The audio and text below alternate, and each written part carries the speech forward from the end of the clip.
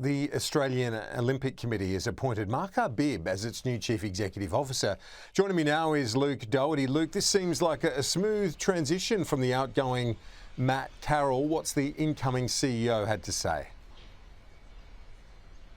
Yeah, someone who's well known to Australian public life, Mark Arbib, and his role as the former federal sports minister. We'll get into more of his resume shortly, but we got a little glimpse into what Mark Arbib's agenda is going to be today as the incoming CEO of the Australian Olympic Committee. So it's not only a fight for funding for Australia's summer and winter sports. There's a Winter Olympics next year, and we've also got a Summer Olympics on the horizon in LA in 2028, and that involves infrastructure, it involves programs, it not only involves getting the best coaches in, but also fighting to keep the best coaches here so they don't get poached by other nations, which has happened with some regularity over the course of the last couple of Olympic cycles, and also the fight for the best talent. And he mentioned the AFL and NRL and how their women's programs in particular are sweeping up some of the best female athletes in the country, and how the Australian Olympic Committee needs to be better at attracting those athletes, particularly female, but also the men, to Olympic sports in Australia, particularly beyond LA on the road to 2032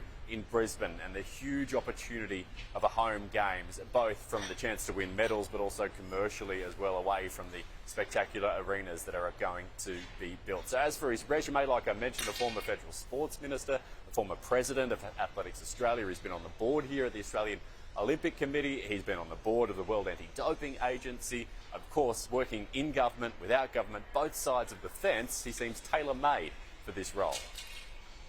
It's an honour to lead this great movement.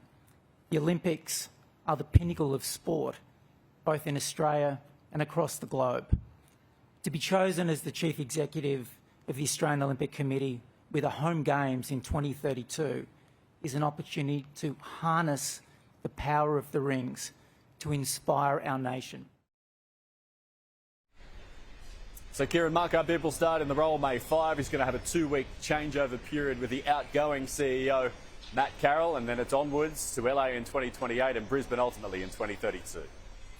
Yes, we're looking forward to that, and Mark Arbib very well placed to handle all of that, the sport and, importantly, the politics of the Olympic movement. Luke, we know there's quite a bit of that within the IOC and the AOC.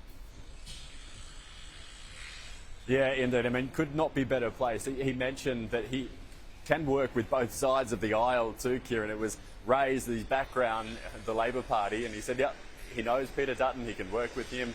He knows the respective state governments around the country, and whether they be Liberal or Labor, on a home front, he knows that he can work with both sides of the aisle there. And like I mentioned, with his role as the President of Athletics Australia and also on the board of big bodies like WADA as well, used to dealing with the global politics of sport as well, and within the IOC. So here's a guy who knows how it all works and all the machinations. Yeah, no doubt about that. Thank you, Luke. Appreciate it. Seems like a good appointment